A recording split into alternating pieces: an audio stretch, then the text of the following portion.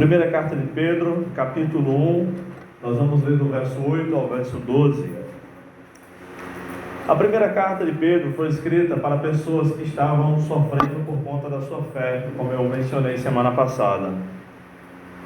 E ele escreve essa carta para animá-los, no intuito de que eles não desistam da fé, mas que além de eles permanecerem firmes na fé em Cristo, eles também venham a calar os caluniadores, aqueles que estavam falando mal, distorcendo o comportamento dos crentes, inventando mentiras sobre a conduta deles. E primeiramente nós vimos, semana passada, 5 presentes que Deus deu àqueles irmãos que estavam em igrejas em regiões diferentes, mencionadas no versículo 1, e também esses mesmos presentes se estendem a todos os crentes de todos os tempos. Agora eu quero falar, Pedro continua falando, e eu quero destacar o que Pedro fala sobre a grandeza da salvação em Cristo, que ele aborda do verso 8 ao verso 12. Vamos ler. Pois, sem tê-lo visto, vós o amais, e sem vê-lo, agora, crendo, exultais com alegria inexprimível e cheia de glória, alcançando o objetivo da vossa fé, a salvação da vossa alma. Foi essa salvação que os profetas examinaram, e dela procuraram saber com cuidado, profetizando sobre a graça destinada a vós, indagando qual o tempo ou ocasião que o Espírito de Cristo, que estava neles, indicava ao predizer os sofrimentos que sobreviriam a Cristo e a glória que viria depois desses sofrimentos. A eles foi revelado que era para vós e não para si mesmos que eles ministravam essas coisas, que agora vos foram anunciadas por aqueles que, pelo Espírito Santo, enviado do céu, vos pregaram o Evangelho. Até mesmo os anjos desejam examinar tais coisas. Amém. Vamos orar mais uma vez. Pai amado, Pai bendito, estamos diante do Teu povo, da Tua palavra e da mesa do Senhor, e Te agradecemos pela grandeza da salvação que nós temos em Cristo. Te pedimos que o Senhor, mais uma vez, nos anime a continuar Te servindo, nos alimente espiritualmente por meio da Tua palavra e por meio da ceia do Senhor, que celebraremos dentro de poucos minutos, e que o Senhor nos ajude a entender como é grande a salvação que nós temos em Cristo. Que o Senhor nos ajude a pensar sobre isso no nosso dia a dia, nas implicações para a vida cotidiana, e que o Senhor nos convença de que somos realmente pecadores, necessitados dessa salvação, em nome de Jesus. Amém. Meus irmãos, alguns temas bíblicos têm ficado aparentemente fora de moda, pelo menos nos púlpitos Brasil afora. A gente escuta cada pregação, escuta falar cada besteira, vê cada cortezinho, cada trecho de pregação, que o pessoal coloca no Instagram. Teve até um que eu coloquei semana passada aqui no grupo da igreja, Fiquei devendo chocolates para vocês, mas eu vou trazer, tá? E aquilo ali, infelizmente, acontece em muitos púlpitos da nossa região, em muitos púlpitos da Grande João Pessoa, no Nordeste, e quanto mais descemos no mapa do Brasil, pior a coisa fica. Pasmem, para lá, para o Sudeste e para o Sul, a coisa está pior ainda. Aliás, muitas dessas besteiras que a gente escuta por aqui surgiram lá. Então, alguns temas, como a salvação, a regeneração, a segunda vinda de Cristo, o arrependimento de pecados, a busca de uma vida de santidade, são temas fora de moda hoje em dia. Temas que eram comuns 20, 25, 30 anos atrás. Mas essa é a palavra de Deus. São esses os temas que a palavra de Deus aborda. A Bíblia fala sobre muitos milagres, sim, e Deus faz milagres quando Ele quer.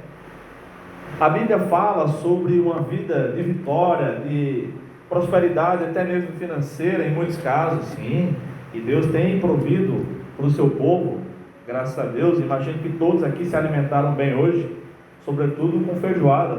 Teve gente que não deu para comer feijoada, mas não sobrou, mas não ficaram com fome, né? Então é sobre os temas do próprio texto bíblico, irmãos, que eu quero abordar com vocês, a cada semana, a cada sermão. E hoje nós veremos sobre a grandeza da salvação em Cristo. 4 questões sobre a salvação. A primeira delas é que a salvação foi realizada por alguém que ainda não vemos, tal como aqueles leitores originais dessa carta também não tinham visto Jesus. Eles se converteram depois que Jesus havia executado seu ministério, morrido, ressuscitado e subido para o céu. Isso está no verso 8. Pedro escreveu: pois sem tê-lo visto, Jesus, vós o amais, e sem vê-lo agora, crendo, exultais com alegria inexprimível e cheia de glória. Pedro elogia aqueles irmãos: olha, vocês creram nele, mas vocês nem viram. Foi um privilégio que eles não tiveram, que nós também não tivemos, mas que Pedro teve, e muitos irmãos também tiveram, durante 3 anos e meio aproximadamente de ministério de Jesus. Vocês já imaginaram o privilégio de ver o próprio Cristo encarnado? Ver uma visão deve ser muito bom. Eu nunca vi Jesus, nunca tive uma visão de um anjo, do Senhor Jesus. Sei que alguns irmãos já tiveram. Deve ser maravilhoso, mas vê-lo em carne e osso, andar com Cristo, literalmente falando, pegar nele, como João descreve no comecinho da primeira carta, dizendo que nossas mãos o apalparam, ou seja, João pegou mesmo nele, no corpo de Cristo. Não era um espírito apenas, não era apenas uma visão. Ouvir a voz do próprio Deus, reclinar a cabeça no peito de Cristo ao fazer uma refeição com Ele, ouvir a voz do próprio Deus falando em voz humana, sentir o cheiro de Deus, é um privilégio que pouca gente teve na história da humanidade. Mas mesmo assim como esses leitores originais da carta de Pedro, nós não o vimos, mas nós cremos nele. Nós não o vimos, mas nós também o amamos. E há uma esperança muito grande para nós. Nós esperamos muito o dia em que veremos, e nós não veremos mais com aquele corpo humano, sujeito à morte, sujeito a levar bofetadas como ele levou. Nós o veremos de uma maneira que até agora ninguém ainda o viu, completamente glorificado no céu. Porque nós estaremos também com o corpo glorificado. Mesmo aqueles que viram Jesus ressurreto, não o viram ainda na sua plenitude, porque Jesus havia ressuscitado, mas todos os outros que o viram ainda estavam no corpo dessa carne, e não podiam sentir a presença de Deus como ela de fato é, porque a carne, essa carne que nós habitamos, que reveste o nosso espírito, ela não aguenta a presença de Deus. E há exemplos bíblicos disso. Daniel teve uma visão e passou e adoeceu. João no Apocalipse caiu quando viu Cristo ressurreto. Quando ele olhou para trás para ver quem falava com ele, ele caiu, ele perdeu as forças. Pedro, em Atos capítulo 10, teve um êxtase, entrou num transe, e ele nem viu Cristo ali naquela visão. Paulo também teve um êxtase, entrou em transe, mas nós o veremos com o corpo glorificado. Nós sentiremos a presença dele muito mais intensa do que podemos sentir aqui, mesmo se o tivéssemos visto ressurreto. A salvação foi realizada por alguém que nós não vimos, é a base do cristianismo, que é por meio da fé. O cristianismo não é baseado em visões, não é baseado em sentimentos, não é baseado em suposições, em possíveis placas de ouro que um maluco alegou que fez uma tradução e ninguém mais viu essas placas de ouro. E ele escondeu, se é que ele o viu. Não, como aconteceu com os mormons. Ninguém viu as placas de ouro com o livro de Mormon escrito como Joseph Smith alegou. Ninguém, só ele. A nossa esperança é baseada na fé. Nós sabemos que ele está aqui conosco. Mesmo que não o sintamos, nós sabemos que ele está conosco. Mesmo não tendo-o visto, nós sabemos que ele está conosco. Mesmo sem nunca tê-lo visto, nós o amamos. E nós esperamos por esse dia em que o veremos face a face. Mas para ver Deus face a face, é preciso que nos enquadremos naquilo que o Senhor Jesus explicou nas bem-aventuranças. Bem-aventurados os limpos de coração, porque esses verão a Deus. Quem é que pode ter o coração limpo? Por nossa própria força, ninguém. Mas aquele que entrega a vida para Jesus, ele limpa o coração do pecado. E aí nós o veremos como ele de fato é. Quando morre algum famoso, no mesmo dia as pessoas estão dizendo: está no andar de cima, está lá fazendo festa. Se for um músico, está lá tocando no céu. Sem crer em Cristo, não. Não está mesmo. Se creu, está no céu. Ainda não no corpo glorificado, mas já está lá na presença de Deus, consciente, acordado, orando, mas não no corpo glorificado, porque os mortos ainda não ressuscitaram. Mas nós sabemos que quando um crente morre, ele vai imediatamente para a presença de Deus. Quando estamos diante de um culto fúnebre, nós vemos a separação da pessoa dela mesma.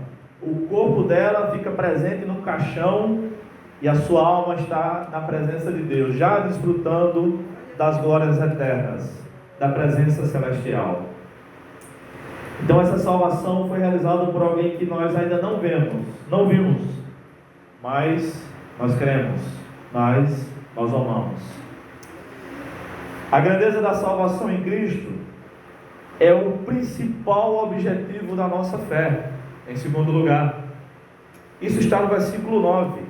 O versículo 9 é preciso, parece até que Pedro está respondendo alguma pergunta quando ele escreve aqui: qual é o principal objetivo da fé? Aí Pedro escreve: alcançando o objetivo da vossa fé, a salvação da vossa alma. Nós temos ouvido falar que a fé serve para muitas coisas, que o importante é ter fé. Muita gente diz isso. Muitos incrédulos até dizem isso. Pessoas que não acreditam na palavra de Deus, pessoas que acreditam que o universo conspira a seu favor. O universo, planetas, o que eles podem fazer por nós? Não, nada podem fazer. Mas o Deus vivo e verdadeiro, aquele que enviou o seu Filho para morrer pelos nossos pecados, que levantou seu Filho dentre os mortos, estamos aqui hoje para celebrar essa ressurreição, ele sim pode agir em nosso favor. Então tem gente que tem fé na fé. Você tem fé? Ah, tenho fé demais. Cuidado com a cabeça. Acho que é melhor fechar. Tem gente que tem fé na fé. Você acredita em quê? Não, eu tenho muita fé. Em quê? A pessoa não sabe dizer. Tem gente que tem fé em pessoas mortas e lançam palavras ao vento por pessoas que morreram. Diz: não, essa daqui, essas orações, essas rezas Eu faço porque eu tenho problema na vista. Para essa pessoa. Esse daqui, essas orações para proteção. Para causas impossíveis, é para essa outra pessoa. Nós temos um só Deus que resolve todas as coisas. E tudo que nós precisamos, nós pedimos a Ele. Ele responde conforme a sua vontade. Ele é poderoso para fazer tudo, porque Ele criou todas as coisas. Então a gente sabe que a fé, pela própria palavra de Deus, é um meio para alcançar muitas bênçãos. Sim, mas o principal objetivo da fé é a nossa salvação. Por exemplo, em Hebreus 11:6, nós vemos que a fé serve para agradarmos a Deus. Diz o seguinte: porque sem fé é impossível agradar a Deus, pois é necessário que quem se aproxima de Deus creia que Ele existe e recompensa os que o buscam. Então a fé serve para isso, para agradar a Deus. A fé também é necessária e útil para receber milagres. Marcos capítulo 6, versículo 5, diz que Jesus não pôde realizar nenhum milagre ali, a não ser curar alguns poucos doentes impondo-lhes as mãos. Por quê? Porque lá em Nazaré as pessoas não creram em Cristo. Então a fé é necessária para a realização de milagres, ou para recebermos milagres. A fé também é necessária para operarmos milagres. Nós vemos isso em Mateus 17:20, onde diz: se tiveres fé do tamanho de um grão de mostarda. Já viram um grão de mostarda? Alguém? Quem aqui já viu uma semente de mostarda? É pequenininha, do tamanho da cabecinha de um alfinete, tá? Pequenininha mesmo. Direis a este monte: passa daqui para lá, e ele passará, e nada vos será impossível. Fé para realizar milagres. E embora esse exemplo, essa passagem não encontre nenhum exemplo na Bíblia, ninguém mandou um monte se levantar e ir para o outro lado, nem mesmo Jesus, nem na história do cristianismo, eu nunca ouvi falar que isso tenha acontecido. É um jeito exagerado, é uma hipérbole, é uma daquelas figuras de linguagem que a gente vê essa semana, que serve para dizer o seguinte: se você tem fé em Deus, você pode até mesmo operar milagres, pelo poder de Deus. A fé também serve para vencermos obstáculos nessa vida, como foi o caso de Davi vencendo Golias. Como pode um simples pastor de ovelhas, alguém que nem era do exército, um garoto, um adolescente, e ele era bonitinho, além de tudo, além de não ter idade suficiente para fazer parte do exército de Israel, ele era quem fazia a entrega das refeições dos seus irmãos mais velhos, que eram lá do exército. Quando ele foi levar, vocês conhecem a história, e aí ele perguntou: o que está acontecendo aí? E os irmãos dele ficaram com ciúme. O que é que você quer saber? Para que você quer? Todos com medo. Um exército inteiro com medo de um homem só. Era um gigante, mas ninguém ali teve fé. Era um gigante, mas não foi pela força do braço dos guerreiros de Israel que aquele gigante foi vencido. Por isso, Davi se ofereceu. Tentaram botar a roupa dele, a roupa de soldado nele, não cabia, era grande demais. E aí Golias zombou dele. E as palavras de Davi, registradas em 1 Samuel 17:45, demonstram quão grande era a fé daquele garoto. Era muito maior que 10 Golias. Davi disse: tu vens me atacar com espada, lança e escudo, mas eu vou te atacar em nome do Senhor dos Exércitos, o Deus de Israel, a quem tens afrontado. E ele segue dizendo que hoje mesmo eu vou arrancar sua cabeça e vou dá-la como alimento às aves. Um garoto, um adolescente, sem força, com uma pedrada só, derrubou o mais experiente soldado filisteu, que tinha mais de 3 metros de altura. Por que isso aconteceu? Porque Davi sabia que Golias não estava atacando, ofendendo o exército de Israel, não estava atacando nem ofendendo o povo de Israel, mas o Deus de Israel. Pela fé, nós podemos vencer qualquer obstáculo da vida que apareça para nós como um obstáculo para o nosso Deus. Quando as pessoas zombam do nosso Deus, quando as pessoas perguntam, cadê o teu Deus? Nós podemos ter a fé que Davi teve e vencer os obstáculos da vida. Ora, a fé também serve para desfrutarmos da palavra de Deus. Em Hebreus 4:2, o autor fala de pessoas que não aproveitaram esse privilégio. Ele diz: porque as boas novas também foram pregadas a nós, assim como a eles, provavelmente alguns que já tinham se desviado. Mas a palavra da pregação de nada lhes aproveitou, porque não foi acompanhada pela fé nos que a ouviram. Então é necessário que, enquanto a gente lê a Bíblia, enquanto a gente ouve um sermão, enquanto a gente faz um estudo bíblico, a fé esteja acompanhada da palavra de Deus. Há muitas pessoas que leem a palavra de Deus, mas não acreditam. Há pessoas que estudam a Bíblia só para desfazer da Bíblia. Um dia desses, eu estava numa livraria em João Pessoa e conheci um desses, senhor. E se eu fiz um livro que prova que a Bíblia toda está errada. E aí vendia lá na livraria, mandou buscar e tal. Eu nem olhei. Eu não tenho tempo para perder com essas besteiras. Eu sei quem eu tenho crido. Eu sei quem Deus é. Eu sei o que a palavra de Deus é. E eu sei quem esse tipo de gente também é. Enviado de Satanás para tentar confundir os incautos. A mim não. A mim não. Eu creio na palavra. Ou estudo a palavra, leio e creio nela. Por isso, nós que cremos e ouvimos a palavra, desfrutamos da palavra de Deus. Quando você está em casa lendo a Bíblia, você sente que Deus está falando com você, essa palavra é para mim. Isso é desfrutar da palavra de Deus. Quando você está ouvindo um sermão, você sente que é Deus falando com você, você tem convicção, é para mim essa palavra, Deus está falando comigo. Isso é desfrutar da palavra de Deus. Para isso também precisamos de fé. Por fim, sobre a fé. Por meio da fé, nós também podemos alcançar muitas vitórias com Deus.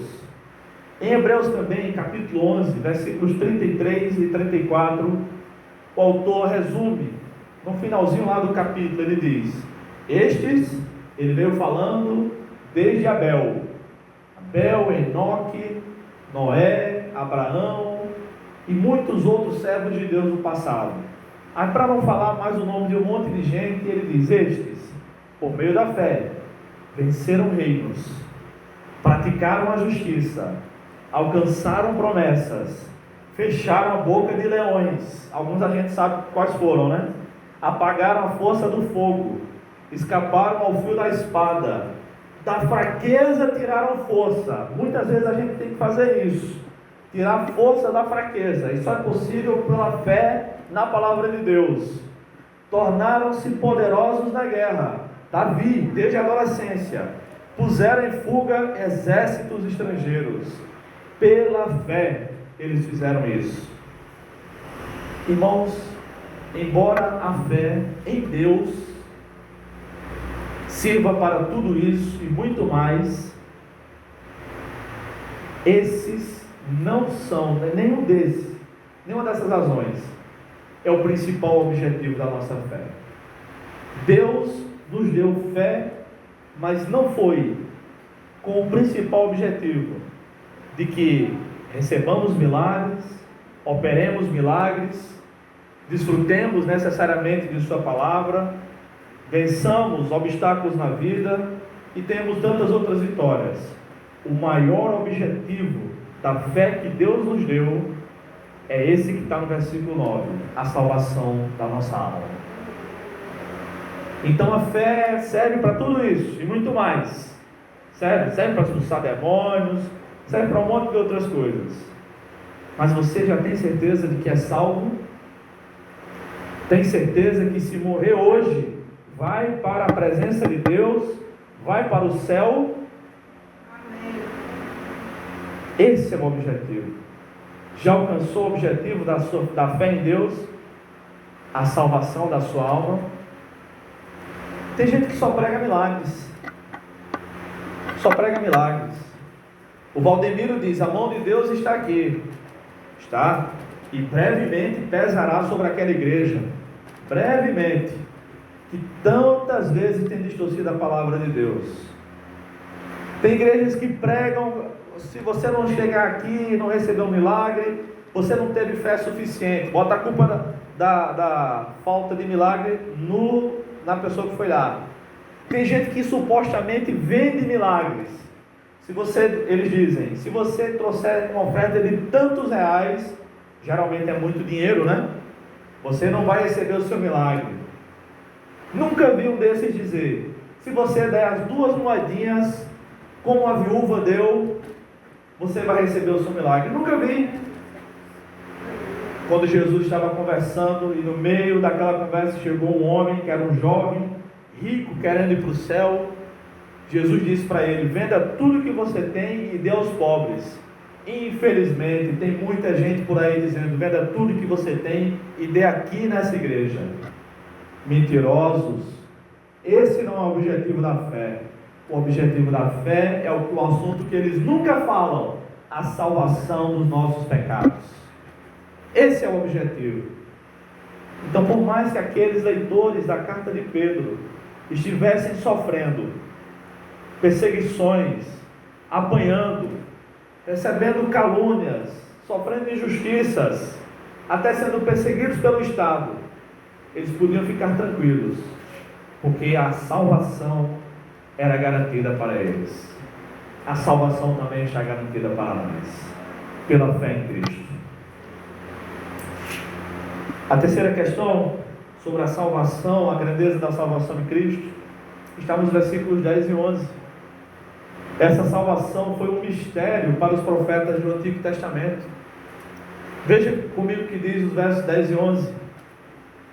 Foi essa salvação que os profetas examinaram e dela procuraram saber com cuidado, profetizando sobre a graça destinada a vós, indagando qual o tempo ou ocasião que o Espírito de Cristo que estava neles, os profetas, indicava ao predizer os sofrimentos que sobreviriam a Cristo e a glória que viria depois desses sofrimentos.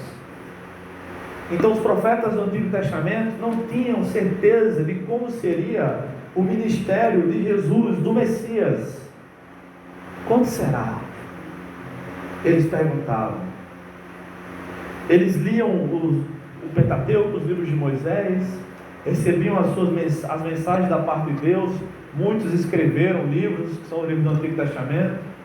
E eles ficavam se perguntando: puxa vida, eu queria tanto saber mais sobre isso.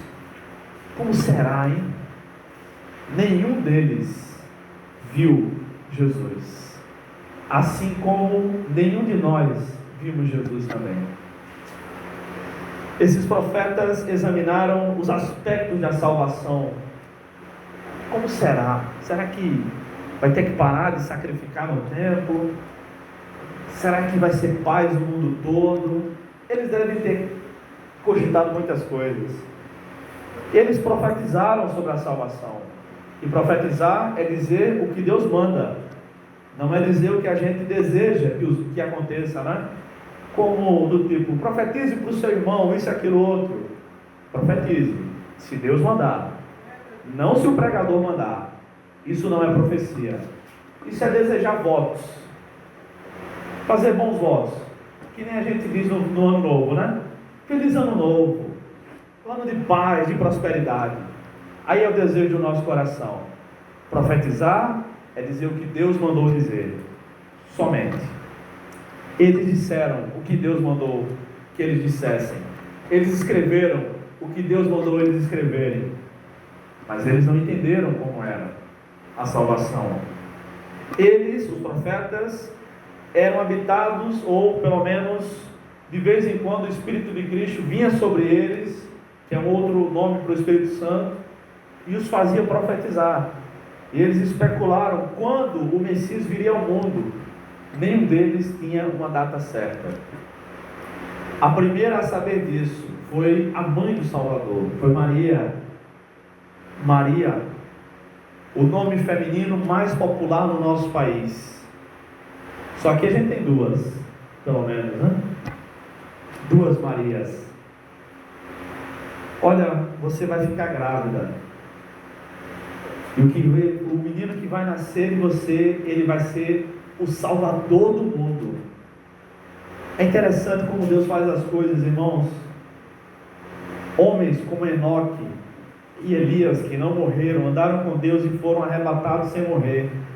Homens como Moisés, que via Deus face a face, e o rosto dele brilhava tanto que ele tinha que botar um véu no rosto, para não encandear aqueles com quem ele tinha que conversar, pelo menos por alguns dias. Homens como Isaías, que viu a glória de Cristo, como diz lá em João capítulo 12. Jeremias, que chorou pelo povo. Homens como Davi, que escreveu 73 salmos, que venceu batalhas. Homens como Abraão, o pai da fé. Grandes homens de Deus. Nenhum deles viu nosso Senhor Jesus Cristo. Nenhum deles sabia quando o Messias viria. Por que Deus não revelou aos grandes? Porque Deus é assim. Deus se revela muitas vezes aos pequenos, aos menores, aqueles que os homens desprezam, aqueles que o mundo vê e acha pequeno, acha pouco. Aí ele apareceu, Deus mandou o anjo Gabriel, dizer para uma mocinha inocente, que estava apalavrada de casar, mais um casamento lá em Israel. Ela devia ter mais ou menos 15, 16 anos, não muito mais que isso. Era essa a idade que as meninas casavam em Israel. Para uma mocinha, Deus revelou: vai ser você a mãe dele, e você vai ficar grávida. E só foi ela fazer os cálculos: daqui a 9 meses vai nascer o Salvador do mundo. Dessa barriga ela pode ter dito. Irmãos, muitas vezes a palavra de Deus e a obra de Deus não está sendo feita, infelizmente, nas grandes igrejas, mas está sendo feita em pequenas igrejas como essa. Muitas vezes não são os grandes templos, aqueles projetos que ficam conhecidos nacionalmente, aqueles pastores famosos, que quando chega muitas vezes a hora de defender o Evangelho, se calam perante a sociedade, que não tem coragem para abrir a boca, para criticar um projeto de um deputado endemoniado que vem contra a igreja. Muitas vezes não é lá que Deus está operando, é em centenas e milhares de igrejas pequenas como essa. Muitas vezes não são com aqueles pregadores famosos que Deus fala, é com aquela irmãzinha que acorda de madrugada para orar. São esses que Deus busca. Os profetas examinaram, cogitaram, leram as escrituras. Muitos deles podem ter se conhecido e ficaram passando horas conversando: como será? Como será? Como será? Deus não revelou a eles, mas Deus nos revelou. Nós temos o Novo Testamento e nós sabemos como foi o ministério de Cristo. Nós sabemos que Ele morreu, nós sabemos que Ele ressuscitou, nós sabemos que Ele vai voltar para nos buscar a qualquer momento. Era uma esperança que eles não tinham, porque o Cristo tinha que vir uma vez, para poder depois, na segunda vez, redimir o seu povo, definitivamente. Ele já veio uma vez, e a qualquer momento pode voltar. Eles também ficaram imaginando como seria o sofrimento e a glória do Salvador. Nós sabemos como foi. Então a salvação, a grandeza da salvação de Deus em Cristo foi um mistério para os profetas do Antigo Testamento, mas se revelou para nós. E nós temos o Novo Testamento que relata exatamente como foi. Em quarto e último lugar, sobre a grandeza da salvação em Cristo.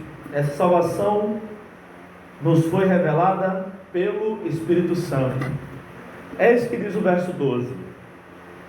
A eles foi revelado que era para vós, Pedro está escrevendo, e não para si mesmos. Então, por mais que eles especulassem, eles sabiam já, olha, não é para a gente não vai ver, é para o futuro. Que eles ministravam essas coisas, que agora, Pedro diz, vos foram anunciadas por aqueles que pelo Espírito Santo enviado do céu, vos pregaram o Evangelho, os próprios apóstolos, até mesmo os anjos desejam examinar tais coisas, desejam entender um pouco melhor como é que funciona a salvação.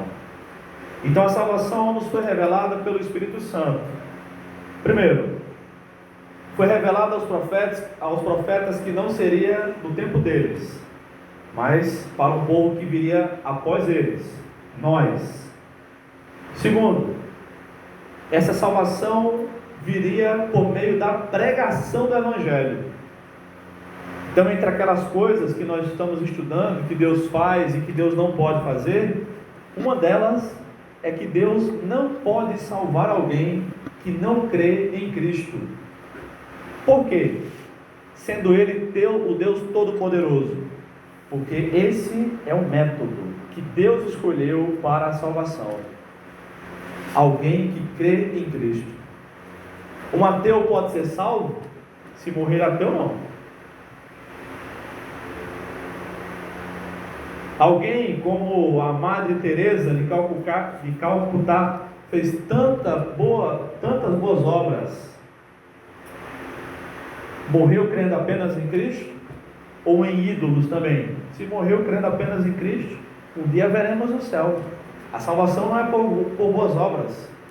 Nós somos maus, é o que a Bíblia diz. A salvação também não é por inocência. Eu sou novo demais para crer em Cristo. Já está entendendo o que eu estou dizendo? Então já é culpado dos seus pecados. Na verdade, nós já nascemos culpados. A salvação é por meio da pregação. Isso significa que há um aspecto divino e há um aspecto humano. O aspecto divino é o método. O aspecto humano é a execução desse plano. Nós devemos pregar para que todas as pessoas ouçam o Evangelho e possam receber ou rejeitar o presente da salvação. Você já recebeu o presente da salvação? Essa salvação que foi dada pelo Espírito Santo foi tão misteriosa que Pedro escreveu aqui que até os anjos gostariam de entender melhor sobre esse assunto. Por quê? Primeiro que os anjos não sabem de tudo. Só quem sabe de tudo é Deus. Ele é o único ser onisciente. Segundo que os anjos nunca pecaram. Os anjos de Deus, os demônios pecaram. E aí não tem mais como os anjos de Deus pecar, nem como os anjos do diabo, os demônios, se arrependerem. Houve um tempo limitado de livre arbítrio para os anjos. É o que Judas escreveu na sua carta, que está antes do livro de Apocalipse. Em Judas só tem um capítulo, versículo 6, está escrito o seguinte: os anjos que não mantiveram seus domínios, mas deixaram sua própria habitação, Ele, Deus, os tem confinado nas trevas em algemas eternas, para o juízo do grande dia.